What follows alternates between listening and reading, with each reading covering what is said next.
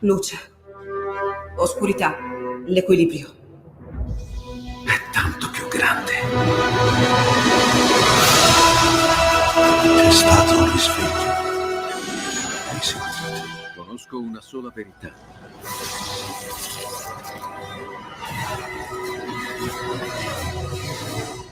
Movie Time ti fa entrare nel vivo del cinema, ti fa sentire come se fossi tu il protagonista del grande schermo.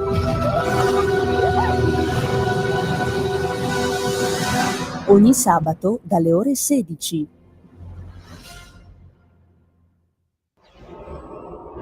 Radio Libertà. Veniamo da una lunga storia e andiamo incontro al futuro con spirito libero per ascoltare tutti e per dare voce a tutti.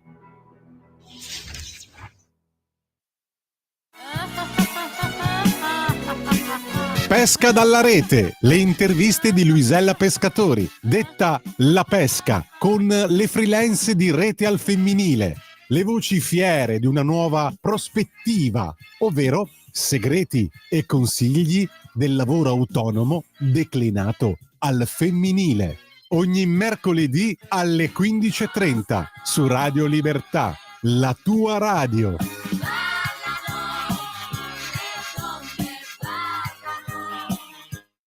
Un nuovo modo per sostenere la tua radio. Visita radiolibertà.net. Ti basta un click e potrai versare il tuo contributo volontario direttamente online. Potrai donare con ogni tipo di carta di credito, anche prepagata. Ti aspettiamo online su radiolibertà.net. Sostieni la tua radio con il tuo contributo volontario. Radio Libertà. La tua radio. Diamo voce alla nostra gente. Radio. Va ora in onda l'angolo della musica classica. Conduce in studio Oretta Pierotti Cei.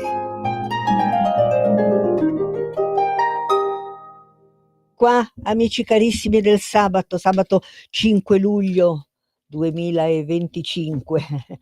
Devo alzare un pochino il volume anch'io perché sento poco. Allora, oggi un grazie, ma proprio sottolineato in maiuscolo all'amico. Prima lo chiamo amico, Walter Casali, e poi gli do i titoli che merita. Bentornato Walter, grazie per la tua preziosissima presenza. Grazie Oretta e buongiorno a te e a tutti gli ascoltatori. Allora, gli appassionati, quelli che ci seguono fedelmente, ricorderanno il tuo nome. Tu sei un grande musicista, sei un contrabbassista, sei stato direttore di vari conservatori, hai suonato con i più grandi direttori d'orchestra, eccetera, eccetera, eccetera, vero Walter? Vero. Però io ogni tanto ti chiamo per degli anniversari importanti, oserei dire per questa volta importantissimi.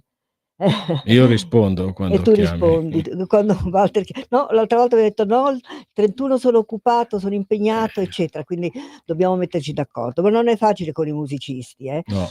Comunque, perché ho desiderato avere il maestro Walter Casali con me per ricordare insieme degli illustri anniversari. Incominciamo con uno dei nostri più grandi compositori. Andiamo indietro col tempo, Walter, Sì, molto indietro. molto indietro, sì, è vero. Lo lascio dire a te questo nome così prezioso.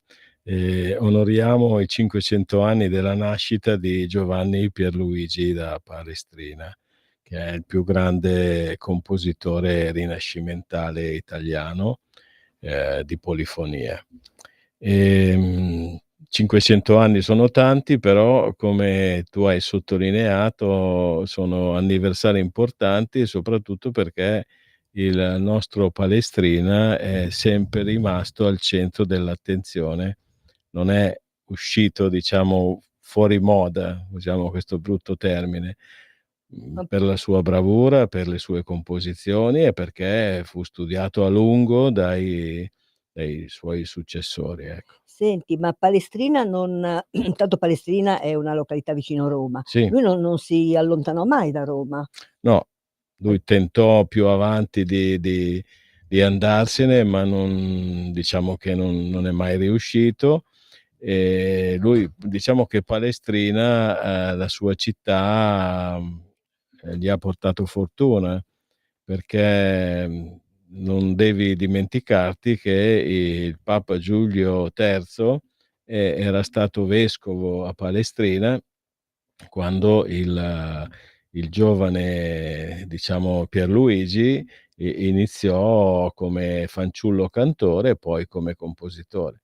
Una volta diventato Papa, lui si ricorda di questo bravo musicista e se lo porta a Roma, ecco, se lo porta con sé e gli dà il titolo di maestro di cappella presso San Pietro in Vaticano.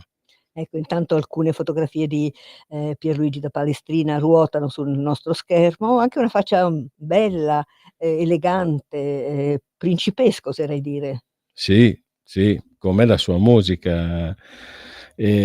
Tieni presente che una delle composizioni più famose che è dovuto ad un fatto particolare che gli storici ricordano, perché nel 55 praticamente il Papa Giulio III muore e viene nominato al suo posto Marcello II. Questo Papa Marcello II diciamo, è stato ricordato nei decenni passati perché il suo papato durò solo 3 settimane, esattamente come Papa Giovanni Paolo I. E a lui, Palestrina, a lui dedicò una delle più celebri composizioni di musica sacra, che è la Missa a Papa Marcelli, e io ti segnalo che potremmo fare un bellissimo ascolto del Kyrie, che è appunto estratto da quella messa. Per Va cui bene, sono d'accordissimo, quindi diamo allora l'avvio alle commemorazioni da parte della nostra radio di uno dei più grandi e importanti compositori del Rinascimento, Giovanni Pierluigi da Palestrina.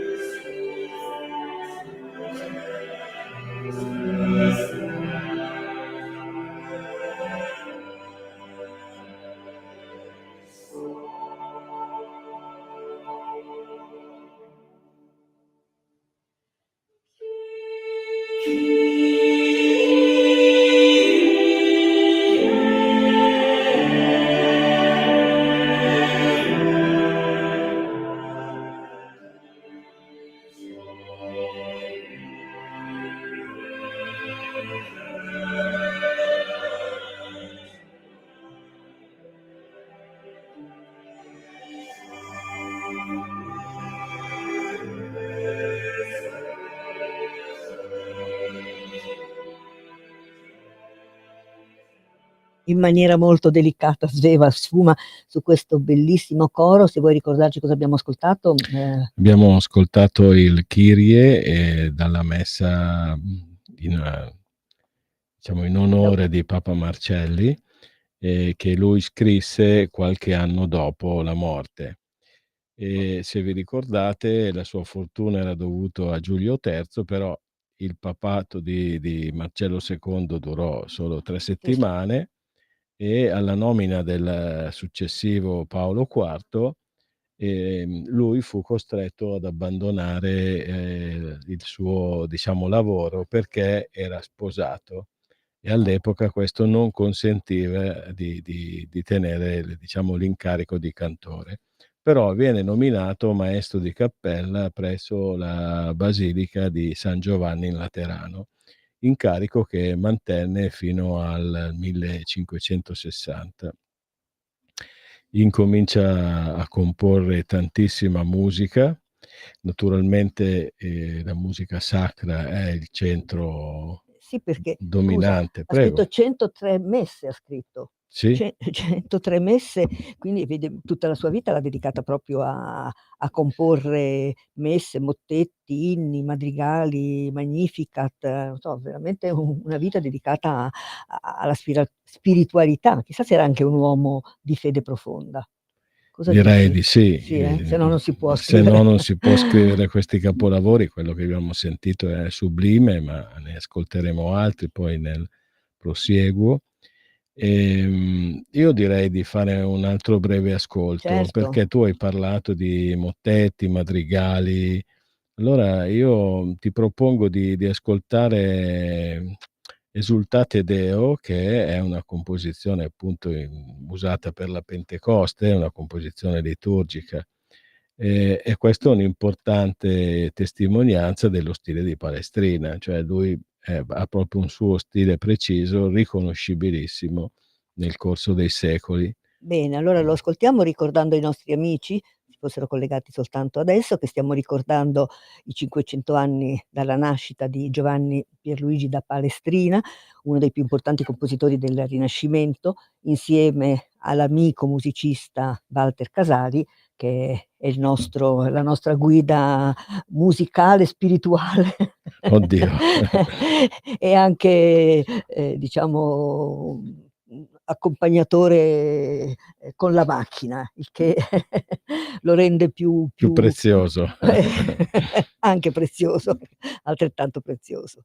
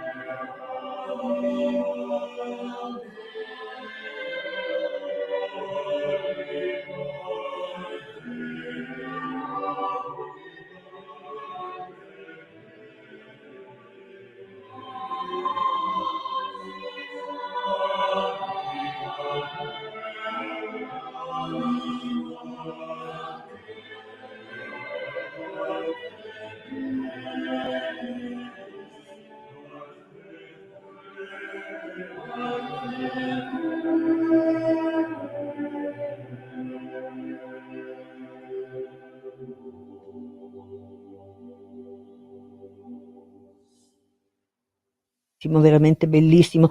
Tu nella tua lunga carriera artistica hai eseguito, hai diretto? Allora, questo è un repertorio molto specialistico e come vedi, come abbiamo ascoltato, sono praticamente tutta musica a cappella per cantanti. Quindi gli strumenti non ci Gli sono. strumenti non ci sono e io mi accontento di ascoltare, di essere trasportato in un mondo completamente avulso dalle bruttezze di oggigiorno, con questa grande musica, ecco. Certo, è una musica che fa bene proprio all'anima, fa bene. Sì, Bisognerebbe anche non solo eseguirla nei periodi così, che ricorrono le feste liturgiche, ma anche proprio come abitudine, inserirle magari nei concerti, qualche estratto di queste meraviglie. sono d'accordo. Senti, chissà, adesso ti faccio una domanda, chissà se Giovanni da Palestrina aveva sentito nominare Claudio, Giovanni Antonio Monteverdi, che più o meno erano coetanei, più o Sì, meno. più o meno, però tieni presente che il Palestrina aveva una fama nell'ultima parte della sua vita che sovrastava tutti gli altri, per cui il Monteverdi, È venuto diciamo, un po' dopo, insomma. esatto, viene dopo e naturalmente prende spunto anche da questa grandezza compositiva di di Pierluigi, diciamo, Sì, ecco. perché anche lui passa poi dalla musica, rinascimentale a quella barocca, quindi è un filino dopo, arriva un filino Esatto. dopo, ma magari, comunque penso che avesse sentito parlare comunque di Palestrina. Sì, c'è da dire che Palestrina non abbandona quasi mai lo stile sacro, Sacro. ecco. Senti, nonostante questa spiritualità della trasmissione, siamo sempre con un programma in diretta, quindi se i nostri amici vogliono intervenire, noi il numero lo ricordiamo comunque: 02 92 94 72 22. E oggi, per rendere più la trasmissione anche un po' più leggera, ho anche il ventaglio, guarda. Ho anche il ventaglio. Stiamo attraversando dei giorni veramente molto faticosi, meteorologicamente parlando. Sì, Però c'è la musica, c'è la quella musica. c'è sempre. Allora, continuiamo a conoscere Sì, questo grandissimo nostro, sottolineiamolo nostro, certo, compositore. compositore. Tu avevi accennato all'inizio, che non si allontanò mai da Roma. In realtà lui tentò di allontanarsi, perché, diciamo i vari contatti, con l'esterno li ebbe soprattutto con Guglielmo Gonzaga, duca di Mantova, che era un intenditore di musica e un musicista dilettante. Se ti ricordi, per tanto tempo i nobili erano formati anche con la musica, per cui gran parte di loro eran dei musicisti che poi commissionavano opere, ai compositori, diciamo, della loro epoca. E tieni presente che poi Palestrina qui incomincia ad essere, insomma, Un grande è nome. un grande nome, fu nominato, maestro della Cappella Giulia con uno stipendio che sembra per l'epoca molto, ma molto alto. Poi un altro papa addirittura lo incaricò di, diciamo, revisionare il canto gregoriano che arriva da un millennio prima, da Gregorio, e appunto, dalle imprecisioni stratificate nel corso dei secoli precedenti, perché tieni presente che la musica veniva trasmessa per tantissimo tempo vocalmente, cioè oralmente, mentre poi Venne nelle epoche più vicine, venne scritta esatto, e io sempre sulla base di quanto detto prima, ti farei ascoltare un mottetto molto bello, che probabilmente abbiamo già ascoltato qualche anno fa in trasmissione, che è Sicut Cervus, che è un mottetto bellissimo che non fa altro che ricordarci la grandezza di questo compositore.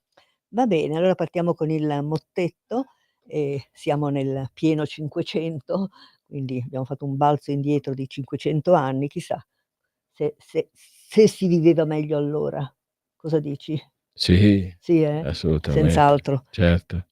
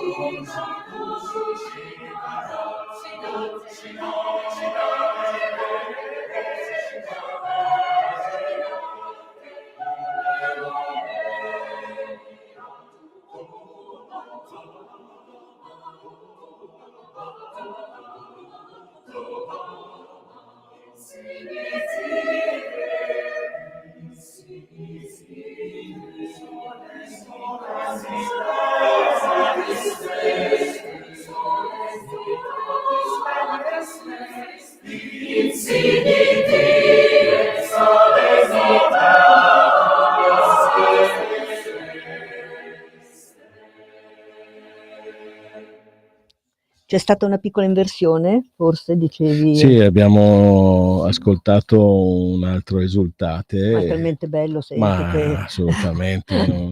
nessun peccato mortale né No. veniale, assolutamente.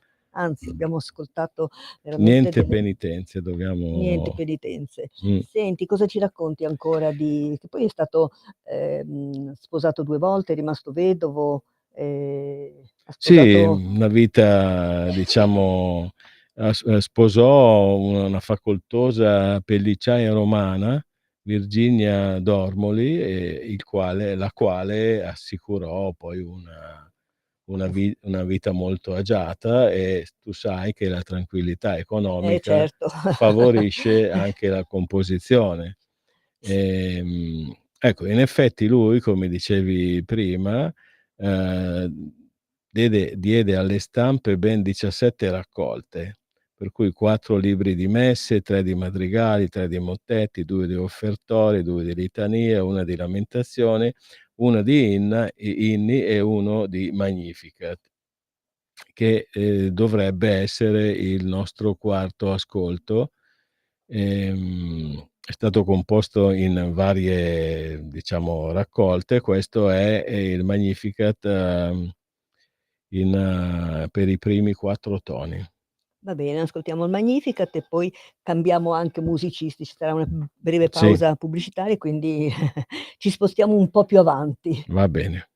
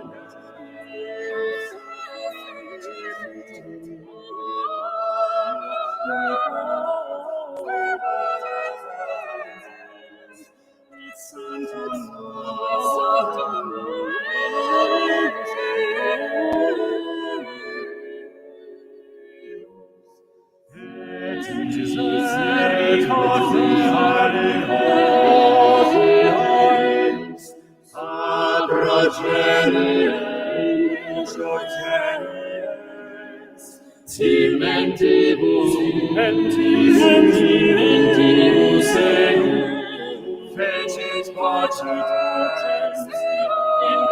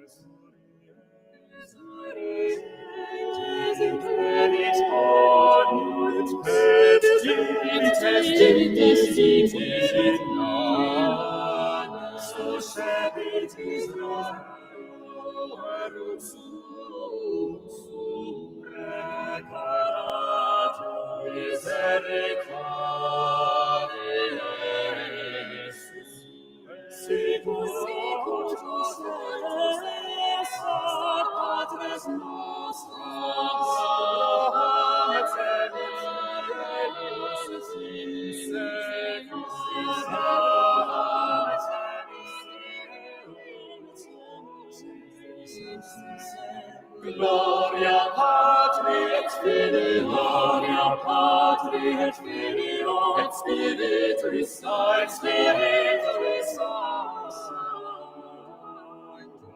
sicut erat in principio et nunc et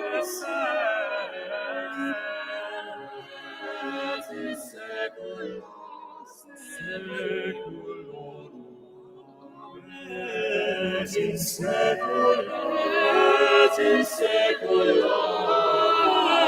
Et in saecula saeculorum. Amen.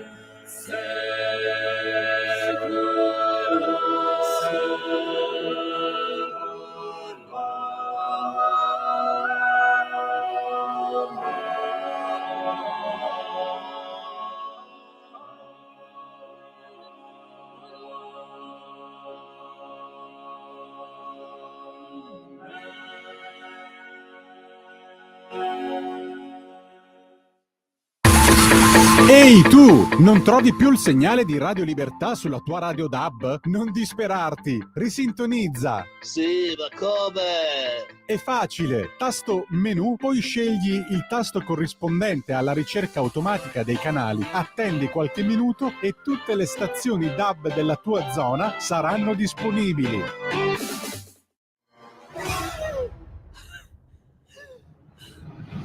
Pensa a respirare.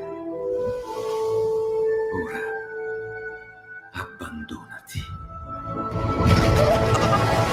Che cosa vedi? Luce, oscurità, l'equilibrio. È tanto più grande. È stato un risveglio.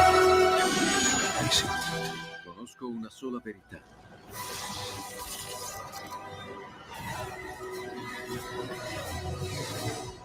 Movie Time ti fa entrare nel vivo del cinema, ti fa sentire come se fossi tu il protagonista del grande schermo.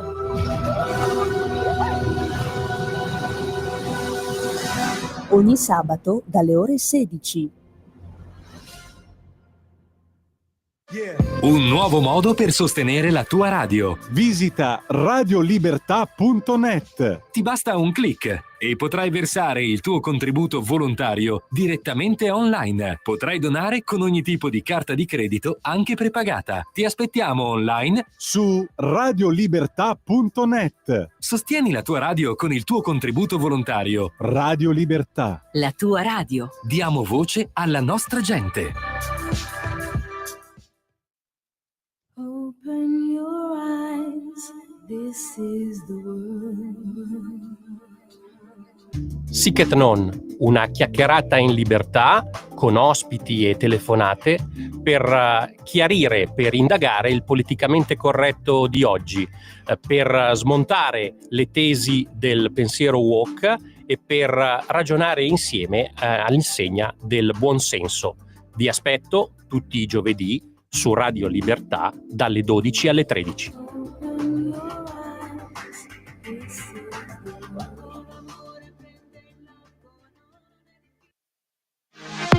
Per la tua pubblicità visita il sito radiolibertà.net. E torniamo in diretta, carissimi amici del sabato, sempre con la preziosissima compagnia del maestro Walter Casali, che ci sta portando ad attraversare questi secoli di musica così importanti, da un punto di vista proprio di autori italiani, come abbiamo fatto con Palestrina. Adesso ne troviamo un altro di autore nostro italianissimo, Sì. un po' discusso, Un po' discusso, sì, poi vedremo perché. Vedremo perché. Facciamo un balzo in avanti Sì. e arriviamo al 1700. Quando è nato questo Allora, lui è compositore? nato nel 1750 ed è morto nel 1825, per cui potremmo ricordare I 200 anni? esatto, ma anche i 275. Ah, ecco, vero. A duplice. Allora, chi sarà questo musicista? Antonio Salieri, Antonio musicista Salieri. della Bassa Veronese. Io ho suonato nel teatro di Legnago, lui è nato a Legnago. Legnago, esatto, sì. Nel 1750, come abbiamo detto, ha avuto i primi rudimenti dal fratello e dall'organista locale. Tieni presente che in quell'epoca gli organisti, diciamo, della chiesa o di corte erano quelli che poi impartivano lezioni di strumenti a tastiera. Poi ha studiato il violino, il clavicembalo. Esatto. Poi diventò un compositore, no? Cominciò Sì, a scrivere. Lui, come il Palestrina, ebbe la fortuna di incontrare sulla propria strada un compositore, perché sui 15 anni si trasferì a Venezia e lì venne notato da Florian Leopold Gassmann, che era un compositore della corte imperiale, il quale vide in questo ragazzo il talento e allora se lo portò a Vienna con sé e, diciamo, gli impartì l'insegnamento rigoroso e sistematico che non aveva prima e lo protegge anche agli inizi della carriera, perché Vienna non è Legnago o Venezia. Venezia era importante, ma Vienna era un centro. Anche perché lo portò alla corte imperiale asburgica di Vienna, quindi lo portò in un ambiente decisamente già colto. Di per sé. Ecco, tieni presente. Scusa. No. Tieni presente che lui già attorno ai 20 anni, 25, era già un compositore insomma già conosciuto, e alla morte del Gassmann ne prende il posto come direttore musicale dell'Opera Italiana a Vienna. Io vorrei segnalarti questo, che era, diciamo, talmente conosciuto che nel 1778 viene chiamato a Milano per l'apertura del nuovo Regio Teatro di Santa Maria alla Scala, che poi divenne il Teatro alla Scala, il migliore teatro d'opera al mondo, che si inaugura con l'Europa riconosciuta del nostro Antonio Salieri. E io ti propongo l'ouverture diretta da Muti con il Teatro alla Scala. Mi sembra un'ottima idea.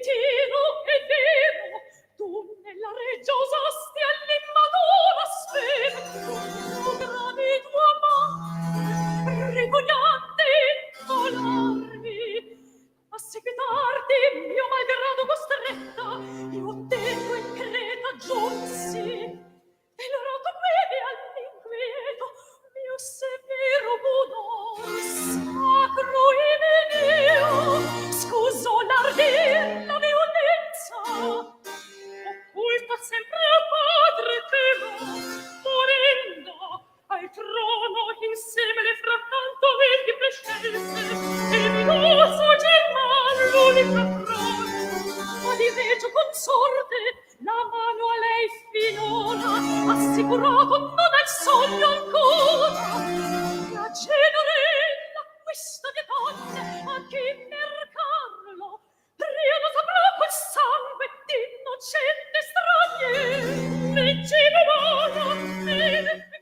Abbiamo sentito qualche I fantasmi dei nostri compositori oggi ci perseguitano. Beh, Salieri, sai che lo sai meglio di me, che lui ha avuto questa diceria infondata che di essere l'autore dell'avvelenamento di Mozart. cosa infondatissima invece, Assolutamente. poverino. Poi, se ti ricordi, una trentina, forse più anni, il film di Milos Forman si basò su questa, appunto, diceria. Le hanno molto sfruttato questa. Senti, mandiamo in diretta questa chiamata che è arrivata. Pronto? Sono Elisa, buongiorno. Buongiorno Elisa, bentornata. Dimmi tutto, Elisa. Grazie, saluto te il tuo ospite, lo ringrazio per questo escursus storico, letterario, filosofico, musicale, interessantissimo, perché sto imparando un sacco di cose, come sempre, perché tu hai sempre ospiti di grande spessore, quindi è proprio un piacere ascoltarti e Grazie ringrazio a il tuo lei. ospite in modo particolare, visto che oggi è. Io ringrazio direttamente, saltando. Grazie, è Va molto bene. gentile. Grazie a lei, grazie Oretta, ciao. Grazie, ciao. Adesso ascoltiamo allora Salieri. Dunque eravamo rimasti questi salti, no, eravamo rimasti a dove? Perché Sì, volevo citare che Salieri poi a Vienna diventa una personalità importantissima, tant'è che ebbe come studenti Ludwig van Beethoven, Schubert, Liszt, Meyerbeer, perché era la persona più importante, diciamo, di quell'epoca a Vienna. Abbiamo appunto raccolto prima queste dicerie che abbiamo annullato. Però scusami, non riesce a togliersela da dosso questa diceria. No, Continua, è rimasta una specie di sì, perché essendo un autore, permettimi il termine, cosiddetto minore, non avendo una produzione tipo Palestrina piuttosto che altri, questo film praticamente lo ha messo in negativo, in una situazione negativa, e questo ha un po' condizionato poi nel pubblico in generale la visione del suo operato. Ecco, tieni presente che però lui ha tantissime composizioni di notevole ampiezza e anche, diciamo, una produzione orchestrale, sinfonie, serenati, concerti per pianoforte, per flauto, ma ha anche un requiem che io vorrei farti ascoltare per metterlo in, diciamo, in sintonia con il nostro primo giusto, con autore. Palestrina. Benissimo, Io ascolterei il De Profundis, posizione musicale che fa parte del ciclo di preghiere Requiem.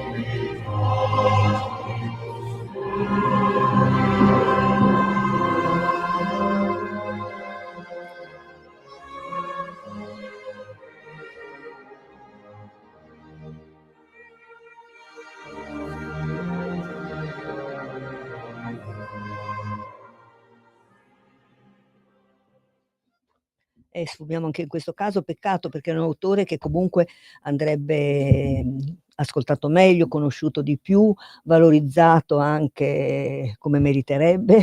Invece il povero Salieri, mi pare che la Scala abbia aperto, no? Qualche anno fa con un'opera proprio di Salieri. Sì, Ti ricordi che titolo fosse? Europa riconosciuta. L'Europa riconosciuta, ecco.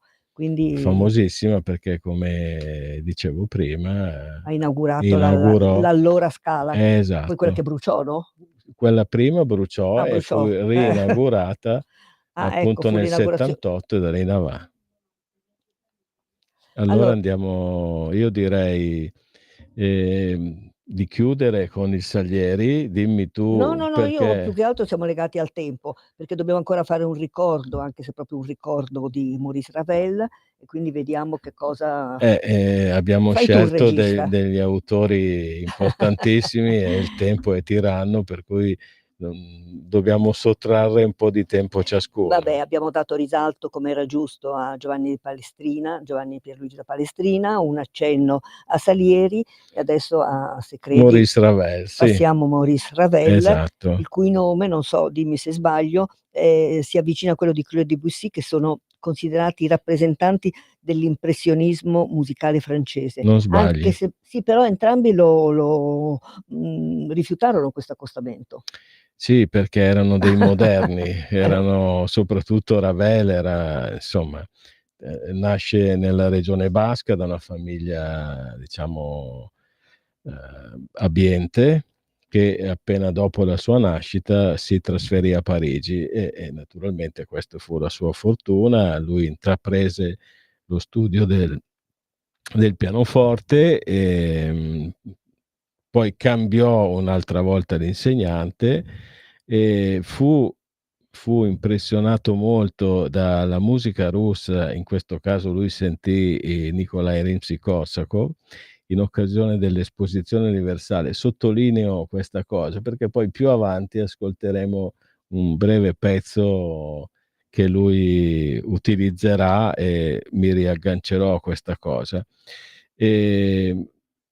Supera l'esame in conservatorio, viene ammesso, però diciamo che era una persona poco malleabile, uno scapestrato, diciamo, una persona poco condizionata, ecco. E fu addirittura espulso dal conservatorio, appunto perché era una persona libera. Nel frattempo però incominciò a frequentare Erik Satie, che è un altro grandissimo compositore. Di quale quest'anno ricorrono i 100 anni dalla morte, esatto. Non ce la facciamo. No, potremmo fare un'altra trasmissione. Nel 1897 fu riammesso in conservatorio nella classe di composizione di Gabriel Fauré, che è un grandissimo altro autore, e nel frattempo approfondì la composizione, il contrappunto con un altro insegnante. Tuttavia, essendo lui un anticonformista e di idee progressiste dell'epoca, addirittura fu oggetto di biasimo sempre dal direttore del conservatorio e forti censure dagli autori dell'epoca, fra cui cito Edouard Lalo, che c'è il concerto spagnolo, bello. molto bello, però attorno al Novecento 1900, lui dà vita a un gruppo di intellettuali che si chiama, denominato Apache, il quale tra gli altri ebbe l'adesione anche di Igor Stravinsky, che all'epoca era, diciamo, nella zona parigina. Tieni conto che incomincia già ad avere molta stima comunque dalla parte, diciamo, dei compositori più giovani. Io ti proporrei un ascolto che è un piccolo brano di pianoforte, Gaspard de la Nuit, che Ravel scrisse nel 1908. L'indicazione non è proprio chiara, però insomma l'intento suo era di fornire alla letteratura pianistica dei pezzi diciamo, di virtuosismo trascendentale. Io ascolterei Song Yinko in questo brano, che è un live dalla Carnegie Hall, Gaspard de la Nuit.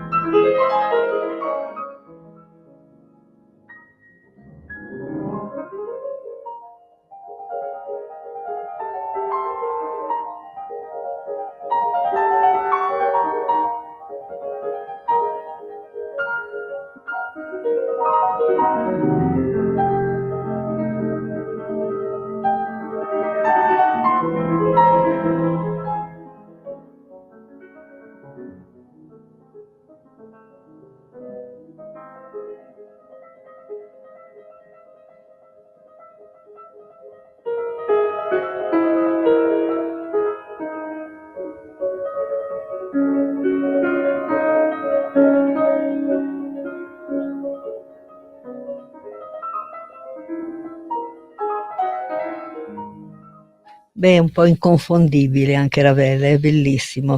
Fu un lavoratore lento, scrupoloso, no? Compose brani per pianoforte, musica da camera, musica per balletto, però due brevi opere e 8 cicli di canzoni. Certo. E Mi riaggancio a quello che ti ho detto prima.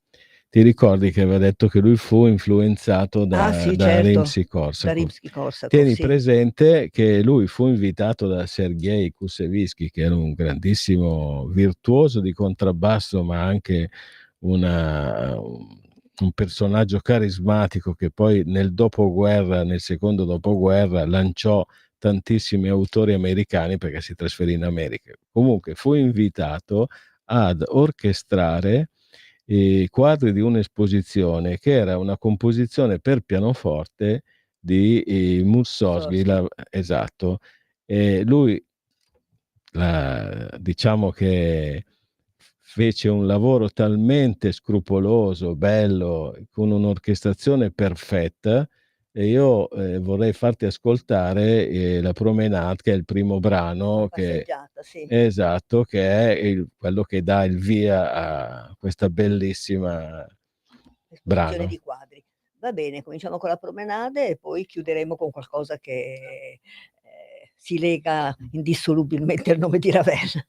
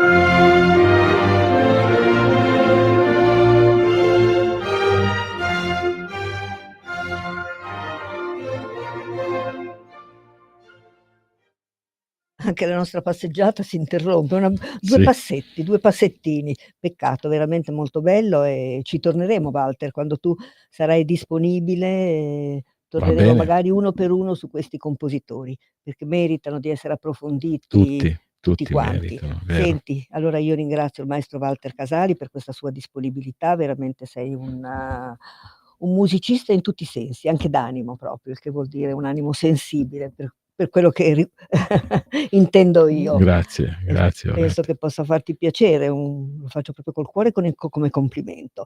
Sei bravo, sei stato un grande docente, sei un grande contrabbassista, e il tuo contrabbasso lo suoni sempre, ce l'hai vicino? Ce l'ho sempre vicino, sì. Ogni tanto vai lì e lo E lo e lo accarezzo. accarezzi. Senti, allora chiudiamo con un brano, se vuoi dirlo tu, un brano Sì. che è legatissimo al nome di Maurice Ravel. Diciamo la composizione più famosa presso il grande pubblico è il Bolero di Ravel, che è praticamente musica per balletto, che poi è diventato un pezzo a sé stante. Senza il balletto, ti ricordo che è basato sulla ripetizione di due temi principali che vanno fino alla fine, piano piano si aggiungono. Fino ad arrivare a una specie di conclusione così, Difatti concludiamo anche la conclusione da batticuore quasi. Okay. Va bene, grazie Sveva, grazie ancora al maestro Walter Casali, appuntamento al sabato prossimo con il quale ci saluteremo per la sosta estiva. Grazie ancora.